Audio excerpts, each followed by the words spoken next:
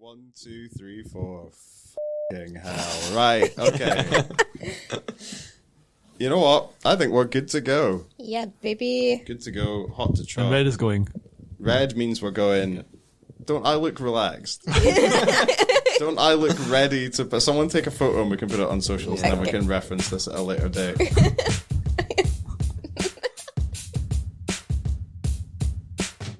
Now I'm ready. Hello and welcome to the 100th episode of The Cineskinny podcast. It's the film podcast from the team at The Skinny Magazine, and all four of us are here in various states of preparedness, comfortability, or comfort, as it's otherwise.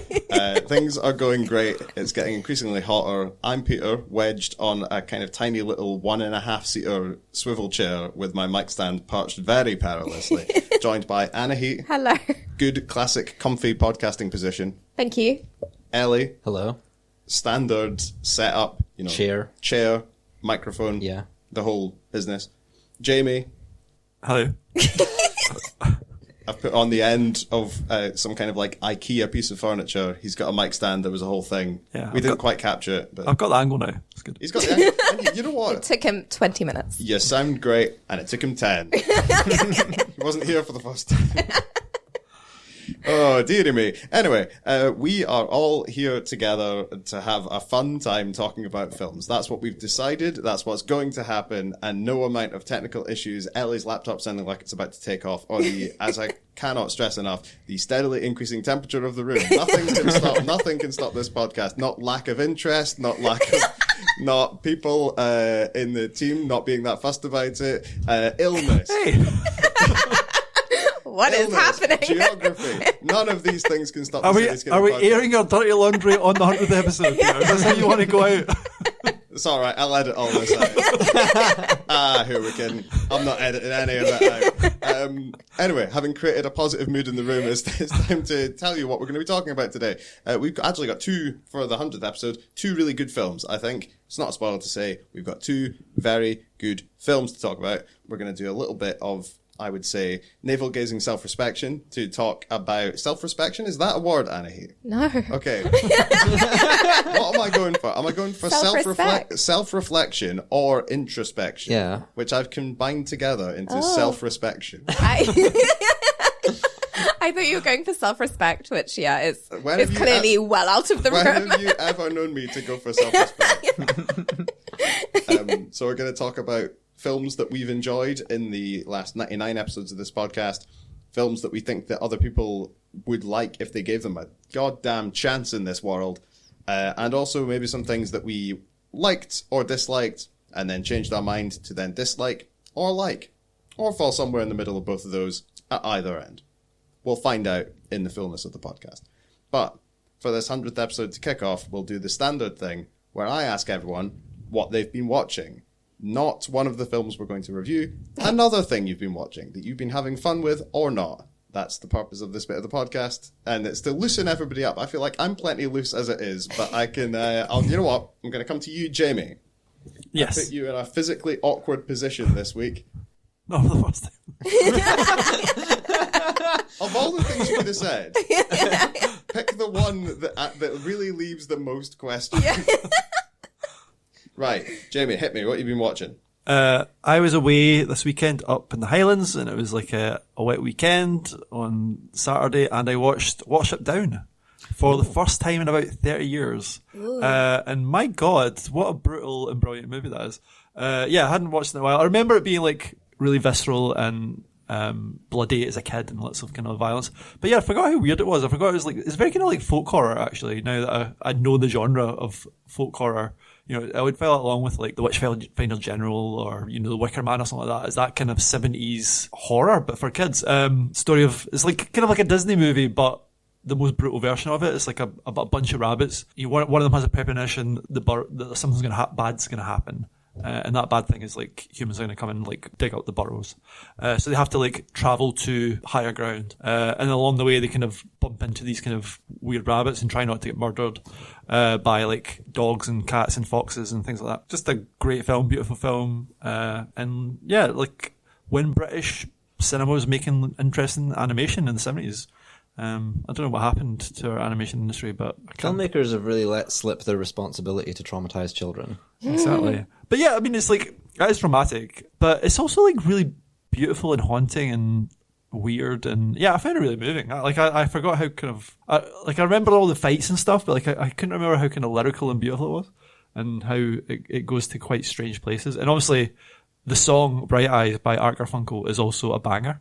So yeah, it's got lots going for it. I would say I do like "Bright Eyes," the song by Art Garfunkel. I don't know if I'd call it a banger.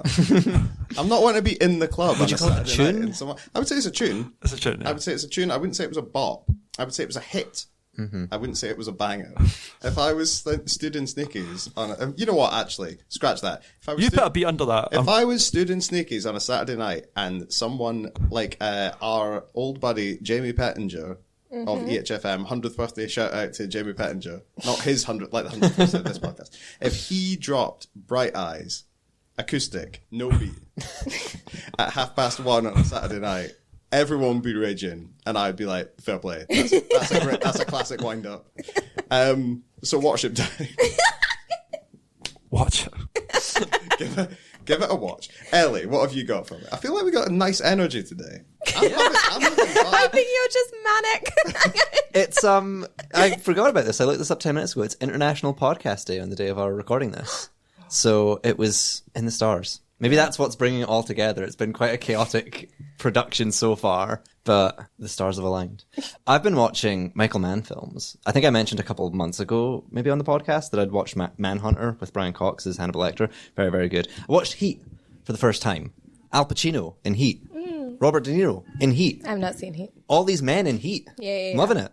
I would say Heat. I would say Heat. Yeah, right. That's it. Social clip for the podcast. I'm going to clip these all together. All these like double entendre endings we've had so far. I was going to say, Heat is a perfect warm-up for a film we're going to talk about later as well, I would say. Mm-hmm. I'd say it's in the same sort of genre of a film we're going to talk about later. It is. Like, here's the thing. It's really good because Michael Mann can just like make a sequence really thrilling, and it's just like 3-4 bank robberies, and they're just always really, really fun to watch. Obviously, like, the point of the film is to exhibit the on-screen chemistry of Al Pacino and Robert De Niro. Like, these were like the two titans of the age, and they're finally like on screen together. Although I have to say, it is obviously, it well deserves a lot of the praise that it's gotten, and some people consider it like one of the greatest films of all time. But me watching it, 30 years after it had come out, I'm just sat here like, what is kind of going undiscussed? I feel like I've not seen many people talking about how unbelievably weird and silly with it Al Pacino gets. Like, this is the film with the iconic clip where, you know, he's meant to be the cop. So Robert De Niro is like the career criminal head of this little syndicate, and he's kind of doing the Robert De Niro thing where he's just very quiet and underspoken, and that pairs really well with the fact that he's working with all these like psychos and like violent killers and stuff like that, is that he kind of like projects this calmness, and he seems like really, really on top of things. Whereas Al Pacino's role is like flipped, where he's working with the cops and all the police are like dead serious and really like, you know, focused on everything, and Al Pacino is just like garbling his way through these scenes. It's the one where he's like coming down on this informant that they've like tapped the woman that he's been like chatting to, and they've been getting information from him that way. It's like, why did I ever talk to that broad? And Al Pacino just erupts in the middle of the scene, because she had a great ass. And it's like so funny and off tone and like not at all. It's just weird that like this is the dichotomy that we have, because a big part of the film is that they're the main kind, that they're the same character. They are both like completely devoted. I think that Robert De Niro gives this great speech where he's like, I'm going to do what I'm going to do. You're going to do what you're going to do. I'm going to like make scores, and you're going to chase after guys like me. And we're just going to hope we don't get in each other's way. And it's like this idea that they're both so just, and they'll destroy their own personal lives. Al Pacino ruins his marriage. Robert De Niro ruins his relationship. So they're very much the same character, just played in completely different ways, where Robert De Niro is just doing Robert De Niro and Al Pacino is just clawing at the walls in a very weird, rabid way. But it was great fun. Loved it. Recommend it. All these men in Heat. And great Val Kilmer performance. Obviously. Yes. He's very good at it. Loads of good. Hank Azaria's in it. Is Hank Azaria the guy who's like going out with Al Pacino's wife? I can't remember who that is. No, that's a different guy. Anyway, that's a great scene where he finds out his wife's cheating on him. Yeah. And he's just like, oh, you can sit there, you can watch my TV. You can't watch my TV. You can fuck my wife, but you can't watch my TV. Weird thing for him to say. Like, what is up with this character? If someone could explain that to me, then I think I'll finally understand why he's the best The of all original ACAB, all cops are buffoons. Anna, what have you got? I did a really fun double bill last week where I watched Saved, ! And Election, which I've never seen before. I hadn't seen either what's of them. Saved? I don't know. Saved is Can we all film... take a guess at what we think Saved is? Okay, okay. Religious rom-com. Ooh. Yeah, I went to Christianity as well. Yeah, I was going to go like Angels or something. I don't know. Yeah, I mean, yeah, you guys are right. So it's like a kind of sort of high school satire film about a girl in a very, very Christian high school who's played by Jenna Malone.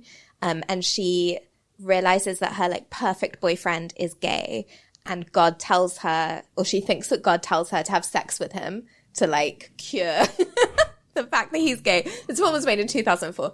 And then she becomes pregnant. And then she's in this conservative high school. And it's really, really fucking clever and sweet and lovely. It has, Jenna Malone is the girl in the center of it. So it's like this really kind of strange, edgy, fuck religion Juno, essentially. Like Juno, but a lot like toothier. Mandy Moore plays her ex-best friend who's like really, really devout, but in a very kind of mean, girly way. Macaulay Culkin is in it, and he plays the mean girl's brother, and he's like kind of sarcastic and fun. And it's just this very, very sweet, like high school film about like found family and people coming together. But it's just so silly and kooky. And I really loved it. I thought it was so like charming and funny and very, very kind of like, skewering American conservatism and religion. And I went to a very, very religious high school. So I found like those parts of it really like spot on. I don't know. I had a really great time with it. And then I followed it up with the other big high school satire of the time, which was Alexander Payne's Election, which I'd also never seen before, and which was, really, really fun. I really, really liked it. I thought Reese Witherspoon was great. Every now and then I watch a new Reese Witherspoon film and I'm like, oh yeah, she's just like very good. Like just objectively like a really good, really interesting actress, like really good comic timing, very like comedianic. I really like her. I thought Matthew Broderick in it was really, really funny. Yeah, it just had it was a lot sharper also than I was expecting. It's really nice comparing it as well to The Holdovers. Alexander Payne's like much more gentle take and much more like tender take on high school, but still with that same kind of like, these fucking middle-aged men kind of vibe. So yeah, I like them both. And it was like a fun thing to do back to back. Nice. Would recommend. Sounds good. Thank you. Yeah. Yeah. You're surprised that I didn't just have like Love is Blind or How I Met Your Mother? No, I'm not surprised by that. I'm almost disappointed that we got to Saved so quickly. That we all immediately worked out what it was. Yeah. I was hoping we would get it wrong a couple of times and have that classic podcaster thing of being I'm like, so sorry. Turns out we know ball. Yeah, if anything, we know ball too well. Okay, first film for this week. It's a good one. It's One Battle After Another, which is the new film from Paul Thomas Anderson. You know him from such films as There Will Be Blood and Magnolia and Phantom Thread and various other things of this nature. Long films that are generally good. And also Punch Drunk Love, which is short, but also good. In this one, a left-wing resistance group is taking on the fascistic American government through a daring scheme of direct, kaboom-heavy actions against government outposts. After they're kind of broken up and scattered to the wind, we end up following Pat/Bob, who's played by Leonardo DiCaprio, and his teenage daughter Willa, who's played by Chase Infinity. We also follow a U.S. Army colonel, a karate sensei, some nuns in a rural convent, some hitmen, a series of Underground Railroad type groups, and a group of insanely racist old rich white people in a classic Paul Thomas Anderson sprawling group of interesting characters and things going on. Jamie, I don't want to bury the lead on this. This film fucking rocks, and I hope that everyone else in this room agrees. But I'll come to you first and see if you agree first, and then I'll ask those other two. It does kind of rock. What I like is... Sorry. Let him finish. Let him cook. He's got it on the wrong temperature, but he's cooking. Right, crack on, Jim. No, I was just going to say, I like how like this film has just appeared. Like, I feel like there's something wrong with the way some films happen right now where like they appear at a film festival and it feels like you don't see them for months, and there's so much heat at the time when they show at the film festival, and then when they come to the cinema, I kind of feel like I've already seen it. But I like how this just seems to be out and everybody's excited about it at the same time. And that's what the film feels like. It's like relentless. It's like so dynamic, so urgent. It kind of sort of reminds me of like a James Cameron film or something. It doesn't really feel in many ways like a Paul Thomas Anderson film. It's so propulsive, really muscular. I don't think you'd say he's really made a full-blown action film before. Like, I think Licorice Pizza had that kind of dynamism as well, but like this feels different to me. In saying that though, it's got a lot of the things you expect from a PTA film. It's like eccentric characters, like really great character actors playing these characters. The Johnny Greenwood score, which is I think one of the best he's done for PTA. It's like really, really propulsive, really unnerving. And it's this story about a flawed dad. He lives to that's just a theme that comes back to again and again, like flawed families, like really terrible men who are fucking up all the time. It does what he does really well, is like it mixes tension with like really kind of goofy comedy, and it's kind of heartbreaking at times as well. There's no real kind of director like him, I think, right now, and I think that's why I was so excited to watch it. So the film is like in the moment like a total blast, I think. And Leo DiCaprio, like I'd say this is one of his best performances. Like he's kind of perfect, I think, as this kind of former foot soldier for this kind of what they call the French 75 revolutionaries. When the film is set, it's a bit unstable because when it opens, I thought this is set here and now. You've got like, it seems like America now because you've got like kids in cages, you've got like they're fighting against these kind of like immigration agents. But actually, I think the second part of the film is meant to be now. It's kind of film where like it's actually not really set in our world either. It's like kind of set in a slightly different universe, I would say. Everything's a little bit exaggerated but feels real. Like we don't really have, unfortunately, a kind of like resistance in America like the resistance we see in the film. We don't quite have this kind of underground of like evil oligarchs who like love Christmas, but there's like similar things going on. So it's like it's a film there where it's like a little bit off from reality, but feels like actually really real because of that. You don't need to worry about the details too much, which I think is a really smart move actually. And I think the book is based actually much more on like 70s and 60s kind of radicals as well. So I like that. I like the fact it could be set anytime really.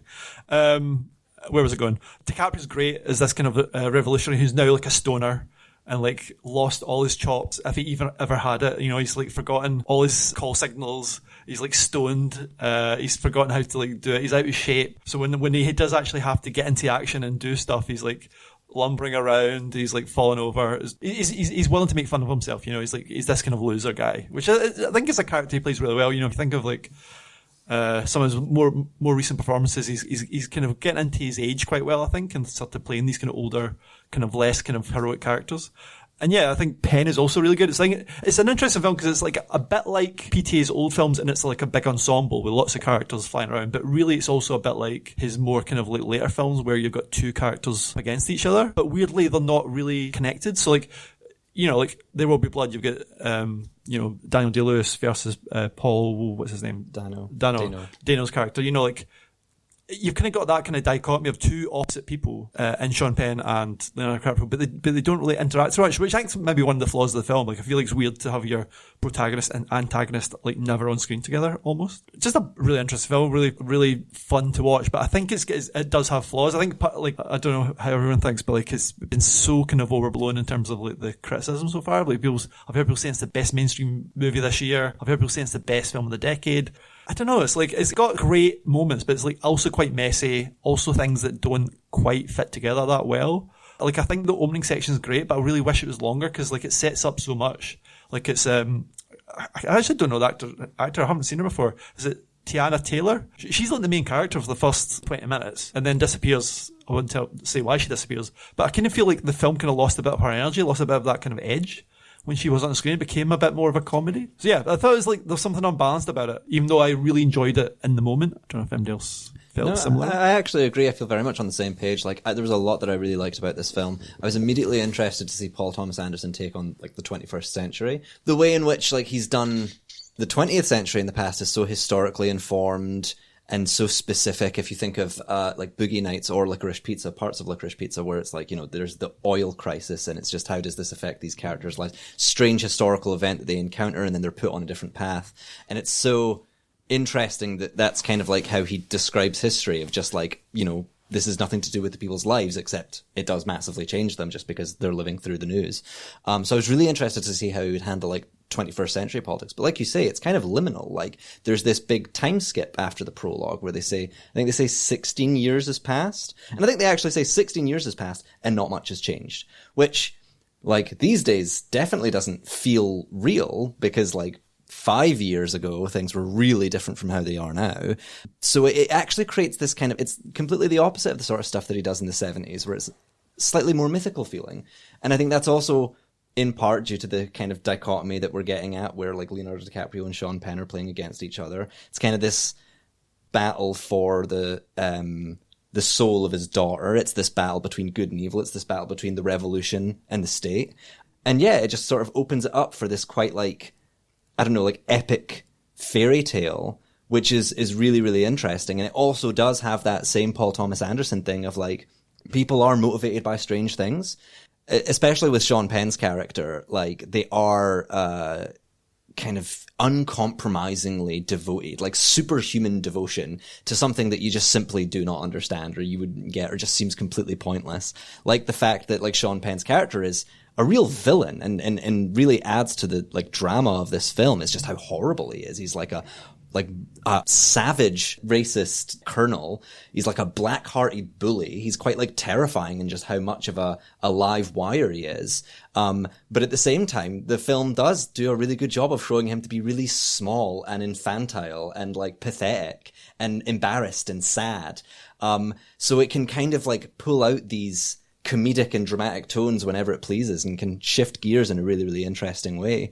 So I just had a great time. And especially in the kind of like, even though it is slightly nebulous, the kind of like political backdrop of these underground railroads. I think Benicio del Toro's character describes himself as a Latino Harriet Tubman at one point, and that's so how it feels. It doesn't. Have I misremembered that? That is sort of how it feels. That's what he is, but I can't remember him saying that. Actually, yeah, I can't remember him saying yeah, that. I didn't think maybe that's I what he dreamed is. that. No, there's definitely somebody says we've got a Latino Harriet Tubman situation going on over at the shop, and then they go there, and yeah, it's this kind of like shop front with a sprawling kind of network of like apartments and then rooms within rooms and rooms within rooms. One of the things about this film is it is a straight line sprint for large parts of it. Like everyone is escaping down tunnels or like out of back doors, and they're always on the run from somebody or they're always chasing after somebody. Yeah, it's like, again, that's sort of something that Paul Thomas Anderson is great at, is these huge, really, really complicated, but really, really chaotic set pieces where there's loads of things happening and things are going wrong and things are going right in ways you totally wouldn't expect. If you think about like the party scenes from Boogie Nights or parts of like There Will Be Blood, these sort of like long, just like it's all unfolding and you're just stuck with a character kind of running through it and whatever happens, and it's a really, really exciting feeling. And that's definitely something that I loved, especially to kind of see how this kind of like, you know, underground network essentially works. It's just so clever and cool. But so I had a great time with it, genuinely. But I would say that if there were one thing that I did feel like I didn't quite work with me, probably was the prologue. It did feel a little bit rushed for me when you consider the fact that, like, again, like I was so excited to see Paul Thomas Anderson do some 21st century like political stuff. So when we open on this like liberation of an immigration detention camp, then, you know, you're kind of expecting that level of like, okay, we're opening on this crazy sequence. How's this going to go? And it really is just a part of a wider montage about how the French 75 have a string of really successful like activist operations. So that like the matter of their operations definitely kind of like takes a bit of a backseat, and it's more you know, showing off the relationship that is establishing between Leonardo DiCaprio and Teyana Taylor. And it's kind of like this sort of, I don't know, little backstory to their relationship and how this kind of like family falls apart, how this kind of revolution falls apart. And then there's this time skip and then we start the film. And then from that point on, I was really into it. But I do feel like it felt a little bit rushed. It felt a little bit like, where is this going? When are we going to get to the characters that we actually know? Because I do feel that at least Leonardo DiCaprio, like, certainly doesn't stand out as a main character in that prologue. He's far better, I think, as this, like, crunchy failure stoner dad who, again, is pulling out these comedic chops and also these dramatic chops than a much more kind of generic bomb maker for this revolution that he appears in the prologue. I don't know if it's something to do with the fact that I was seeing it at 11 in the morning the day that it came out, and I just maybe was like not in the mindset for it, but it took a while to get going for me. But I think once we were in there, once you have like PTA pulling out all the stops and having these huge set pieces, these huge sequences, and this sort of like these chaotic characters who are really like firing like on all cylinders, then I was having a great time. A fantastic experience. Anna, what have you got from it? I mean, yeah, I think you both kind of said pretty much everything. The thing that I felt the most from this film, I think very often when filmmakers make films about like very kind of explicitly political situations, usually you'll speak to the filmmaker and they'll be like, oh, I'm not making like a political film, blah, blah, blah. And this was actually one, I don't know if Paul Thomas Anderson has said that or not said that, but this was one of the few films actually where I was like, this is a film about politics and about like leftist politics, but in a way it's not quote unquote political. I was thinking a lot about How to Blow Up a Pipeline and the kind of similarities in some ways, but I think How to Blow Up a Pipeline is a lot more polemic, is a lot more a leftist film at its core. Whereas for me, what this film was, and I mean this in a really complimentary way, I really, really loved it about it, was a film about how fucking weird and chaotic it is to be alive right now. Like, that's actually what it was. It was a really interesting reflection of what it means to be living in times of great heightened political crisis that have become really normalized, if that makes sense. Jamie, can you lean back from your microphones ever so slightly? You're breathing right into it. Breathing. Those bated breath. She was just being like, oh. Annie, carry on. Yeah, I just thought that was really, really interesting. That was the thing that I got from it the most, was like, yes, that is exactly how it feels to be alive right now. That you have a million crazy things happening all at once, and you're kind of in your house, maybe a bit stoned, maybe you've done something about it at one point, maybe you haven't. You feel both like you have no agency and also like you can have any agency that you want, that action is all that exists. It's just such a mind fuck of a film in a lot of ways. I haven't seen, people have been talking about it, yeah, like it's so critically acclaimed, and so many people being like, it's the American film of the century, of the decade, whatever. And I don't know if I think that. I don't think it is for me, but I can see how it feels like it is maybe one of the most representative American films in a really long time. Like, for me, it is the film of the various Trump administrations, not necessarily because it's showing exactly what's happening or it's really like a polemic against it, but just because it's representing just what it means to be living in so many different realities at the same time. And I fucking love that about it. I thought it was so like gripping in that way. And then, yeah, everything that you guys said, Leonardo DiCaprio is so good. Chase Infinity is so good. All the supporting characters like feel so rich, even though some of them are only on the screen for like 5 minutes at a time. Benicio del Toro is doing his Wes Anderson thing, really. He is in a Wes Anderson film, and he's having so good. He's having a great also, fucking time. Like, so good at he's a good performance, but he's so good at his job. Like, Yeah. It's the comedy is like, he's this, like you say, this underground railroad Svengali, you know, like who's basically maneuvering all these people, and then DiCaprio can't get his phone to work. You know? Yeah. It's so good. There was like such a kind of tenderness and warmth in the film as well, despite all the violence it shows. This idea of resistance as sanctuary, really, that you have this kind of like violent resistance, and the film is very much like not criticizing that. And you also have this resistance, which is like liberation, but also the idea of like the American sanctuary cities and these cities that don't cooperate with like ICE and all of these things, and just like how embedded this stuff is. And yeah, it just felt like it was a snapshot of this moment in time, done in this really, really cool way. There's a really cool car chase scene where they use like the road and the hills of the road in a really, really interesting way. I don't know. I just had a great time. I was like feeling kind of sad when I went to see it. And I was like, oh, am I going to just be a bit distracted? And it's 2 hours and 40 minutes. And I was just me and the screen, eyes locked. I was locked in. Yes, was great. So another one of our colleagues used the phrase "locked in." Yeah. Yeah, this is like, it's a very engaging, direct, interesting, funny, fun, serious. Like, it has all these different things that you want. And I think the thing that you can't also overstate is that they made a big Hollywood film in which the unambiguously good main characters are basically a bunch of left-wing terrorists. And it's like, these guys are both cool and right.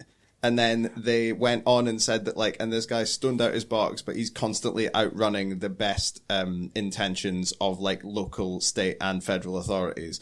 And also all the kind of, like, rich old white guys who you might think are a bit dodgy. We're about to tell you exactly how dodgy they are. And I tell you what, it's an eye-opener. Yeah, I think it does have that. And I know you said, Jamie, that, like, when you think about it afterwards, maybe there's some things that don't quite hang together.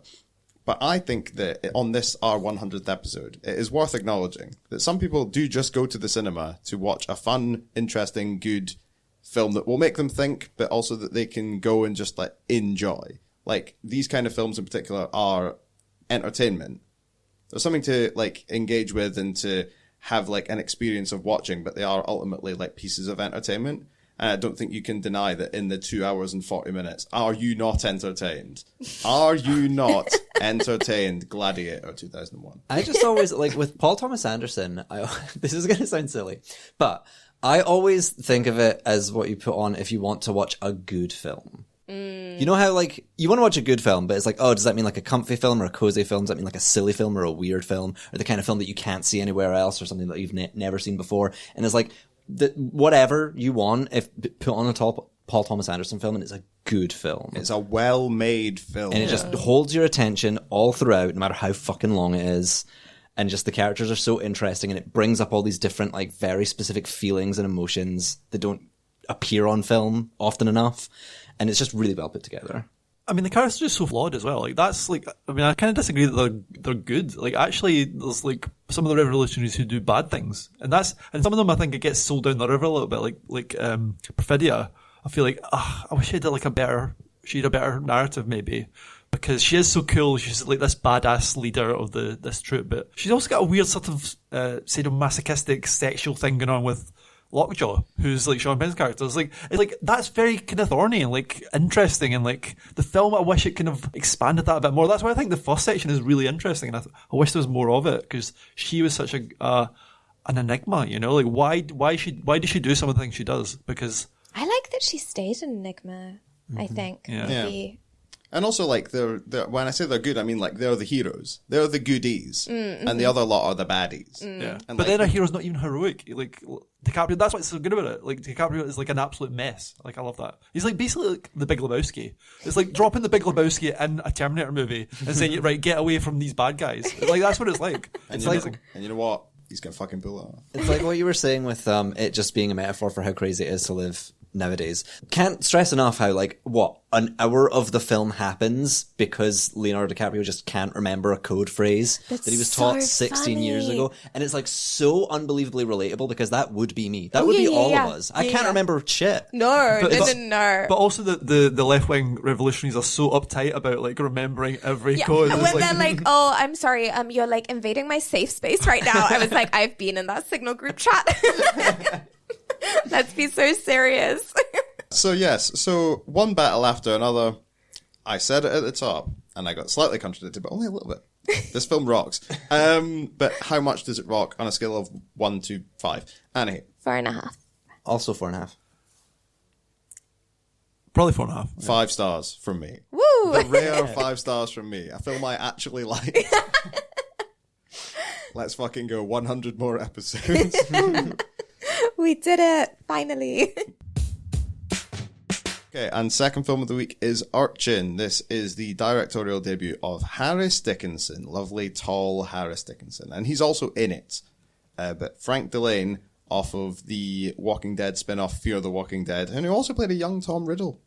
He stars as Mike, a young man living on the streets of London. After a spell in prison, he comes out the other side, he has a job, he has a new place to live, and he has ambitions of turning things around if he can kind of overcome the chaos of both his past and his present. Jamie, I believe that you spoke to Frank Dillon. Yeah, I did. Cool. What did he have to say? Just very briefly. Well, and then you can talk about the film itself. Or you can do either. I mean, Well, it's maybe really I'll up to you. You've got the microphone. You crack on. I can do briefly about his performance and then give Arios a chance because I went first last time. But yeah, That's a team player. Right there. Yeah, but we don't want to go first.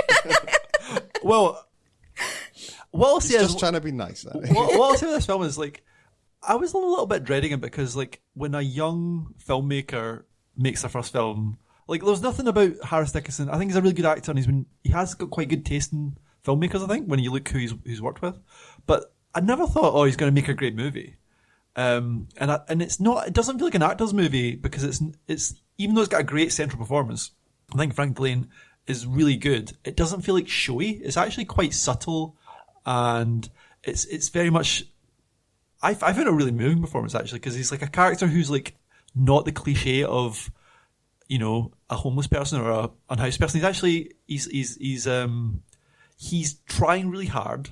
And he's also from this kind of middle. His background's a little bit mysterious, but he's like seems to be from a more middle class kind of background, and he's been sort of adopted, and he just feels like he's not got a safety net. And it's actually a kind of quite a different portrayal, I think, than what we sometimes see from like this kind of British social realist film. You know, it actually gets quite lyrical and quite formally inventive. I'll let Andreas talk just now, or I can talk. Keep on going. But yeah, no, Keep talking. In terms of that actor, interviewing him, he seemed like really switched on. I think it's a great performance. He didn't really reveal much about his preparations, although I suspect he kind of hinted that he actually did do a lot of, you know, meeting homeless people. Like he slightly rough on the street a few times. He kind of got this sense of how that life is, because that's not his background. You know, he's like a total nepo baby. His parents are both actors. I think his dad's Stephen Delaney. Or Delane, who's like in everything, and then I think his mum's in Slow Horses and other things. You know, so it's not his life, and he doesn't really. I think he worked really hard to understand how somebody could kind of fall through the cracks and not have like this kind of safety net, and how that would sort of change your life. And like that's why the film is just full of like beautiful moments. Like I feel like actually why it's so heartbreaking and why it works so well is it's not continually bleak. Like it's a bleak situation, but.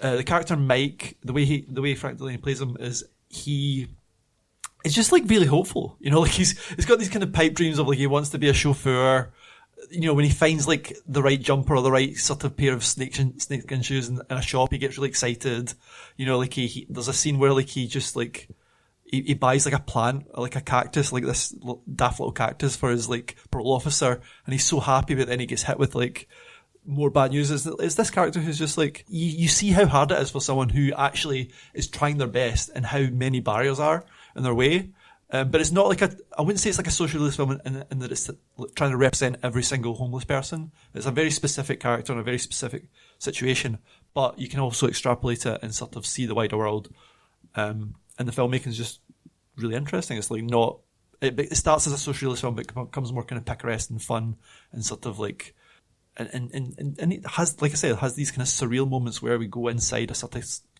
almost the character's consciousness into this kind of cave because he's doing all this kind of self-help stuff. So yeah, it's a film that I didn't expect, and yeah, I'm kind of annoyed that Harris Dickinson, you know, he's already handsome and young and rich. He's also talented at filmmaking. It's kind of annoying, you know. Make you sick, wouldn't it, Jimmy? Make you absolutely sick as a dog. Anna, have you got anything to say about this one? Yeah, I thought it was, really, really lovely. It reminded me of, like, it has tones of Andrea Arnold and Mike Leigh in it. I think in the sort of tenderness and attention that it pays to people kind of on the margins. Yeah, for me, this was very much a film that was like articulating the cracks, right? Like these are people that fall between the cracks, and this film is looking at what are those cracks and how do they exist and how do people fall between them. And it is really quite heartbreaking the way, and like really clever, the way that he shows this kind of like raveling and unraveling process, that what we're expecting maybe from the film is this like linear narrative of like this bad thing happens and now he's going to kind of get better in this step-by-step way. But instead what we see is he's getting better, and then one thing goes wrong, and these people in these situations are so fucking fragile and precarious, and there is so little support that as soon as one tiny thing falls, the entire like Jenga tower can crumble. And yeah, I just thought it was really lovely the way that there's so much like empathy given towards that. I thought, yeah, Harris Dickinson turns out is a very interesting filmmaker. It has this sort of, quite social realist, quite like studied eye. But it also isn't afraid to go quite surrealist and quite weird at times. And I really love that. I think it maybe wasn't quite distinct enough for me from other kind of things in this genre to be like, you know, one of the best things I've ever seen. But I thought it was like really beautiful and like really promising for him as a filmmaker. Promising for him as a filmmaker, Ellie. Any advance on that? Yeah, I agree. I really, really enjoyed it for much of the same reasons. I think that it's quite complicated in what it's doing, but it does it quite simply, which is really interesting. It's, you know, interesting to hear that there seems to be, well, it's not surprising to hear that there seems to be a level of research that's been done into, like, you say that Frank Delane has, like, spoken to unhoused people and, like, slept rough and stuff like that, because it feels like such a comprehensive look at what it's like to be unhoused, particularly in a place like London, where early on in the film, you know, there's just this constant, like, stream of people, these faces, and, like, he just has to constantly ask everybody for whatever money they have, and it's like that complete dependency on just any random fleeting stranger is such a jarring thing. And then you see, like, he as well has this sort of community of other unhoused people, which itself feels like a very sort of shaky safety net of, you know, trust and codependence, which can very, like, quickly be broken. But that sort of early start, that stream of like changing faces, I think sets the tone really, really well for what the film is. Like you say, it's non-linear. It's not just about someone sort of like getting better and the steps that you need to take to improve yourself. Like, Mike will sort of fall in with a crowd or get an odd job here or there and then like make friends and, you know, have all these like sort of massively formative and quite like healing moments with people that he's never really going to see again. He's just moving from sort of one group to the other because like that's just, I suppose, like a central part of his character is that he doesn't really know what the matter is with him, or he's you know, doing a lot. You can see, you know, the viewer is shown just how much it takes to, you know, get yourself a job and get yourself some shelter and get yourself like, you know, back together after a particularly tough time. But at the same time, like, he's played with such a fragility that he himself can't explain. Like, when things go well for him, he becomes really, really excited about it, almost manic. And then, like, can't really understand or anticipate why he rapidly changes mood and when things don't go his way or when he's forced to confront himself. Which is to say, like, you know, I say forced to confront himself. There's no point at which Frank, I think, seems particularly repentant about any of his actions, even though we do see him do things that hurt other people. And I think that's also something that's very interesting about this film, is that there's a point where he's talking to his boss when he works in a kitchen and the boss says, you know, I can't help you. It's like you expect this constant sympathy. Yeah. And I found that so interesting. That was kind of the line of the film that stood out to me the most, because like, I think that really affirms the role of the viewer in this story. Like, the fact that we're meant to kind of be Mike's guardian angels, not in the sense that we can literally like intervene and make him better in any way. In fact, the film does a lot to show that like there's no obvious path to making him better, but the viewer is shown, essentially the viewer is shown this guy's story in a way that nobody else will be able to understand it, that nobody else will have the patience or the sympathy to understand. It's just really interesting that it's like one guy in this vicious cycle, and you're really challenged to sympathize with him, even though when he's not doing the right thing for himself, and he's doing very hurtful things to the people around him, you're challenged to sympathize with him, and you're asked to understand why people who don't deserve your sympathy kind of deserve your sympathy. It's just a really interesting like turnaround for the audience. I think that it's a really interesting role that we're given and a really interesting insight that we're given.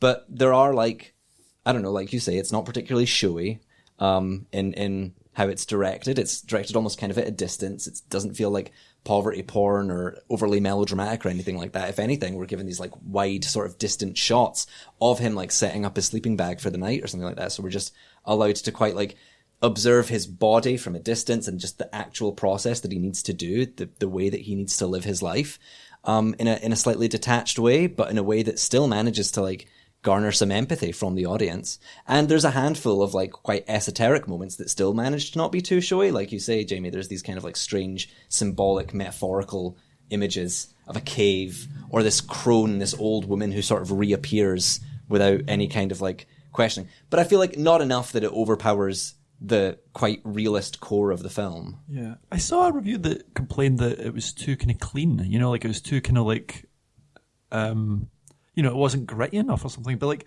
actually, I think that's just a movie cliche. Like, because you don't have a home doesn't mean you're like walking around a mess. Like, he takes pride in being put together well, you know, like, and he gets like these small joys from like just small things like that. Like, you know, or he makes a couple of pals at his work and they take him out for them it's just like a normal night out. But he clearly has like almost like a transcendent moment where he's out just doing karaoke with them, you know?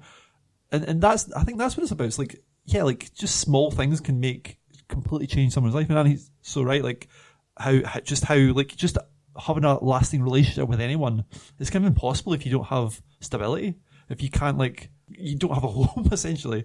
Like, how do you form a life with like all the things that's required? You know, how do you avoid getting back into drugs if you've got like, if there's so many temptations or there's so many reasons to do it? So like, yeah, I thought it was like quite an original look at something that's probably been overdone, like done a lot. Like, you know, there's a lot of these kind of gritty stories of people kind of, you know, sleeping rough or whatever. But like, yeah, this I think the fact it's not trying to be gritty or doesn't sort of punish Mike too much. I mean, some horrible things happen to him, and I'm not saying his story ends up well, but it never felt like gratuitous or anything like that. I thought it was like actually really.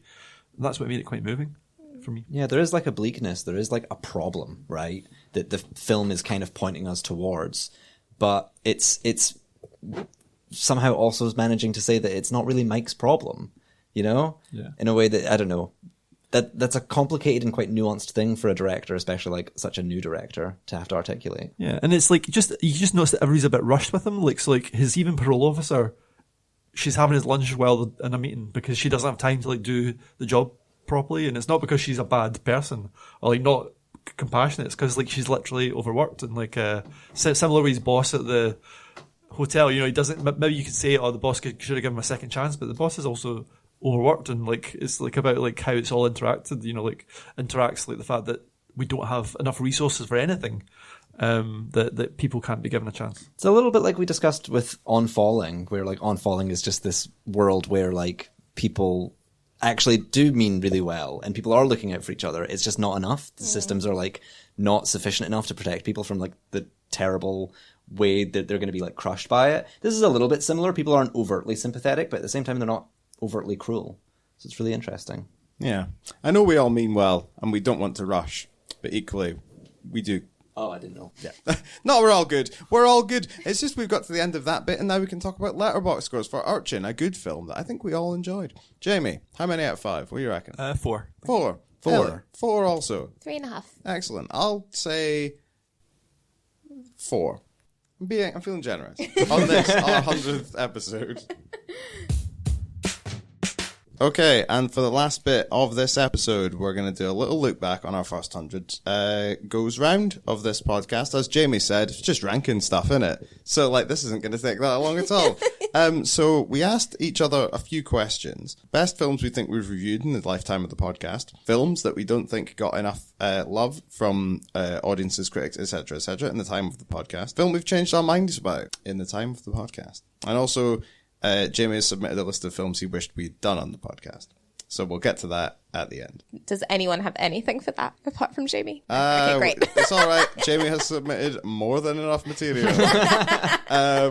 So what we did is I asked everybody to tell me what their answers were so that I could kind of arrange them in a way that we could have an interesting conversation about them. And it turns out that everybody had one of the same films in their top 3. Every single one of you. You as well? Well, I didn't do one because I was managing the... I'm pretty sure I can guess what it is. Yeah, I can guess what it is. Yeah. Okay, do you all want to say it on 3? I'll go 1, 2, 3, and then reveal. Okay, 1, 2, 3. After Sun. Yes. Yes. Wow, what a cliche. Yes, it's After Sun. We're a Scottish magazine. Yeah. A sad, We're all gay. a sad gay Scottish drama with a hot boy in it. Yeah, that will do it. Oh, cinema, you know us so well. Yeah. After Sun, consensus pick of the three of you. I mean, we've spoken a lot about it, Jamie. We've spoken a lot about it, Ellie. Anahit. We've spoken about it a lot. Do you want us to say anything No, else? well, if anybody has anything to add, I feel like the fact that you all knew that it was After Sun, even after you hadn't communicated about it, is kind of telling. Yeah. Well, I was going to say, the reason I put it is because it's a film I often think about. Like, I often think about that last scene with her, like, looking back and, like, Paul Mescal walking through the door into, like, the disco. You know, like, I think of a lot of scenes from that film, like, quite often. So, like, that's why it's kind of stuck with me, I think. I think also part of the reason that I want to include it is because, like, this podcast has a relationship to that film. Like, we discussed it on our first ever, like, live podcast, and also didn't we all go to the premiere together? Yeah. I don't think we've done that for any other films. No. We didn't do that for, like, Renfield. No wonder we rated it so poorly. Man, imagine we'd all been down the red carpet for the Renfield. So, all we're saying to, like, Trish Wheels out there, send us along to your film, to the premieres, and we'll give them, like, great marks. Yeah, we are all sentimental overthinkers. Of course, we'll be like, "Oh, memories, so connected with the art, but also with my life." Like, no. Anahit, have you got anything to, or just to reiterate what these two have said, and also to tell people to go back and listen to the various different things we've done on After Sun over the years. At Like, this point. you can read my mind. There honestly. we go. But that wasn't your top pick, because your picks were definitely in choice order because they weren't alphabetical. Oh no, my picks Your were top in pick. reverse chronological order because I was going through the list that I made. Well, the first one on your list. The first one on my list was Challengers. Yeah. Do you still think it... After Sun is my top, to Okay. be clear. It would be. So, do you want me to say it in actual order? No, I want you to talk about challenges. Okay. I like challenges. Excellent. I think it's fun and sexy. Okay. I think it's the best of the various threesome films made by that couple. That's what I'm going to say. There we go. Stick that on the poster for the Criterion Collection DVD of challenges. And Ellie, you had a couple of interesting things that were also on your top three, not least Femme. Yeah, I Which, wanted to include something George that was a lot McKay, more like genre. Like, that's my favorite, I think. Yeah, kind of like pulpy, sort of dark noir film, which is really quite kind of like spectacular, and also fits into the category I think that we had that was like films that we think probably could have done better or should have done better. Like, I really enjoyed that film. Two really key performances and really gritty, really sort of like action-packed and fun and fucked up. Well, you've really set me up there, so thanks very much for that. Because one of Anahit's top three films of all the films we've watched was one of the films that Jamie feels like didn't get enough of a run and the audience has slept on it. Jamie, for the record, was asked to give me three of his best films we've reviewed in the podcast and gave me 5. So that's why we're moving on. But on Jamie's list I can decide on the third one, so I put 3. Yes, I know. That's why. Anyway, yes, he did have a 1, a 2, and then 3 3s. Jamie had on his list of films that were overlooked, Hit the Road, which Anahit had on her list of good films. Yeah, I kind of feel this is like a podcast film. Like, I feel like actually we love this more than most of the world. Like, I feel like I don't feel like I was seeing it in top 10 lists or people raving about it. I think people liked it a lot, but I think it was kind of forgotten about a bit. No, I agree. Now, what I was going to ask, my question I have down here, and maybe Anahit, you're a good person to come to in this. See, when we talk about films that audiences have slept on or missed out on or like didn't get there, why is that? Why does that happen? Is it a case that some of these films are just like never destined for mainstream appeal because they are, as Jamie says, podcast films? Or is there some other reason why? Because obviously we come on this podcast and we talk about these podcast films. Great new genre, having that. But yeah, why is it that some things like catch fire and some things just can't quite make it? I do think there is something about the fact that, like, the films that we watched for this usually tend to be smaller ones because, like, a little peek behind the curtain, we need to be able to get screeners for them.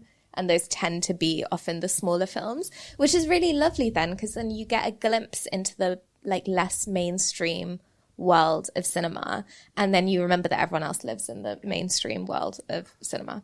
For Hit the Road, I don't know. I remember it did really well in the top 10 for the Skinny that year, didn't it? Yeah. Which was, I think, again, maybe just us. Yeah, I think so. Really like propelling it to the top. Why did people sleep on it? It's a foreign film. It was a first-time filmmaker. I think it probably did as well as it could do for that category of film. For me, it like hit home like in a very kind of particular emotional way, I suppose. I really, really like Iranian films, and I really like Iranian comedies. Like, it really reminded me of the sense of humor of a lot of like my family. I don't know why you guys liked it. Why do you like it? I mean, I think that what was your reason? a lot of the reasons that I liked it were for reasons that are kind of like hard to pitch to people who haven't seen it. Like, you know, we watched that so long ago. That was like one of the very early on episode, but I still remember it so well, and I'm just like, oh yeah, like remember that scene where he makes up a story about Batman? And it's like, if someone hasn't seen the film, that'll be hard to articulate like why that's so like mind-blowingly beautiful and like so unbelievably touching. But yeah. Well, that's the thing. I think sometimes people think, oh, it's a art house film. It's, you know, like it's Iranian. It's going to be tough. It's going to be like hard work. Well, first of all, most Iranian films are actually really funny and like and not hard work at all. Just sometimes, if the audience saw it, they would love it. Like, how could you not have fun with this movie? It's so funny. The kid is hilarious in it. It's just got like, you know, it's like a heartbreaking film, but it's like very entertaining. And I think that's just part of the barrier. People see a film as like, oh, it's like foreign, it's going to be slow. I think we just have, I don't know what it is. When people aren't good at, I mean, obviously that is a type of cinema. There's a slow, meditative cinema, but there's a lot of foreign films that are not like that at all. And I think a lot of audiences would love this if they just sat in front of it and watched it. But I don't know. It's to do with marketing. It's to do with like art house cinemas getting in the right people. I don't know. It's hard to say why they don't. Yeah, because like, I mean, there's also at the other end of the art house spectrum is the completely bonkers Please Baby Please, which was on Ellie's list. And I think that people just need to understand, give us a one-line synopsis of what this film is, because when people hear it, they will want to watch it. 1950s beatniks stalked by gay leather biker freaks. There we go. The musical. Yeah, Booyah, there you go. So yeah, the full list of films that you should actually go and check out now once you've finished listening to this podcast, as selected by these guys. Bye Bye Tiberius, the very good documentary from a couple of years ago. Please Baby Please, Blackberry, which is actually really, really good. Tish, the documentary about, what is Tish's surname? Martha? Tish Martha. Red Rooms, that's a fucking banger. Good shout, Jamie. Crossing the Beast, Rotting in the Sun, and Hit the Road. I've done a little bit of browsing around. You can get Please Baby Please on Mubi. Blackberry's just been added to Netflix. Tish is on the iPlayer. Red Rooms is on the BFI player. And Hit the Road is on the Channel 4 on-demand thing. Yeah. So go and watch these films. Like, loads of them are available on streaming platforms you already have access to. And to be honest, if you're just going to watch like a bunch of episodes of The Office, then Hit the Road is like a not bad substitute for that. Yeah, it's actually, very similar. Yeah. Yeah. Sweet and funny. Exactly. So you've been warned, audience. You shouldn't be shouting at the audience. Nah, it's all right. The ones who've stuck with us this far know that it's just a bit. Films we've changed our minds about. Now, Jamie and Anahit both have one. Anahit's was Poor Things. Jamie's was La Chimera. I have the same question to both of you. In which direction have you changed your mind? Worse. Okay, so Poor Things down the way. Mm-hmm. Well, I actually did like La Chimera at the time, but I think I liked it less than everyone. More because I just didn't get it, some of it. Like, I think I was like, I was not in the right frame of mind when I first watched it. And I think I watched it on a screener as well. But then I saw it on the big screen and I realised, oh my God, this is a masterpiece. It was very close to being in my top 3. Yeah, it just clicked so well the second time. So like, yeah, sometimes some films need a second watch, or you're maybe not in a good shape to watch a film the first time. So did you rewatch Poor Things and that's why you like it less, or did it like decay over time? How many times have I seen Poor Things, actually? I'm not sure. I think I have seen it twice. So I watched it for the first time at Venice, and I think it was just a bit of a weak Venice, and so everyone was just dying for a good film. And also everyone around me was like really hyped about it. No, I think I've only seen it once. Yeah, I think just like in the intervening time, I've been like, it wasn't that great. Mm-hmm. I think I gave it 4.5 stars at the time, but I have not really thought about that film wanted to watch it again, really been drawn to it in terms of like Lanthimos's career. I didn't watch Kinds of Kindness because I kind of was a bit like, oh my God, who cares? So I think actually I didn't realize how little that film had stuck with me and how, parts of it I actually feel a bit like whatever about until the time had passed and the like hype at the film festival had worn off. And I was like, oh, actually, I think it's actually just kind of fine. Not that it's a bad film, but it just was not, I think the language that everyone was talking about, it was like, oh my God, masterpiece of the year. And I do not think. Before Challengers came out? Yes. Because Challengers was what saved cinema. Yes, exactly. Yeah. But we, at the time, we thought it was Poor Things, but it wasn't. Yeah. It turns out. I do agree though, because I did watch it again. I thought, I don't love this quite as much as I thought I did. I think part of it's because the ending is so good that it kind of like leaves you in such a high that you think, oh my God, what I saw was like amazing. And obviously the performance is great. I think Emma Stone is really good in it. But yeah, I agree. It doesn't. It's not quite as great as I thought. No, which is a shame, but that's okay. It's all right. Yorgos Lanthimos rides again this month. Yeah, with he really Begonia. does. And apparently it's good. Yeah, but then they said that about this. But it was good, but it just wasn't amazing. And then finally, we'll go to Jamie for films he wished we'd reviewed on the podcast. So we have A Different Man, Sebastian Stan, which you told us about and you said was really good. Yeah. So I agree with you on that one. Monster. What's Monster? Oh, Monster, the Correada film. Yeah. Did we not review that? No, Jamie talked about it as one of his films of the year, and he said the brilliant phrase that it's nice to have your own film of the year. He said it's nice to have a film of the year that nobody else likes or has heard of. Which somewhat undermines our previous passionate points about getting people to watch more cinema, but there you go. I think what I said is I like when I'm not like a cliche, and like it's also annoying when you like the same thing that everybody likes. That is actually what you said. Fair play. The People's Joker, which I feel like we've kind of talked around the People's Joker a lot. Yeah. But yeah, I mean, I've not seen it. I need to see the People's Joker, actually. Would really like to see it. Weapons, which we briefly spoke about last time, and I'm sure we'll get to at the end of the year. I hear it's very good. Barbarian, is that by the same guy who did Weapons? Same guy, yeah. Yep. Nope, which I'm surprised at. Nope, I feel was a victim of this thing that you just talked about, Annie, about the production mechanics of this podcast. Yeah, and also it was The Fringe. Yes. Yeah. See, if we didn't record this podcast on a Tuesday, we would be reviewing a lot more mainstream films. Yeah, that's so true. But we're all busy. Yeah. Busy at the weekends. And unfortunately, Jamie, we're going to get to the end of the podcast and not quite have time to talk about what do we see when we look at the sky. Oh, no. What were we just talking about? What was it like? You hear George the film, you hear 4 hours long, you think, I'm not going to watch that. You're like the people who didn't go and see Hit the Road, Peter. Hit the Road wasn't 4 hours long, crucially. Yeah, you hear, Georgian film 4 hours long, I'm not going to watch that. And you know what? You're right.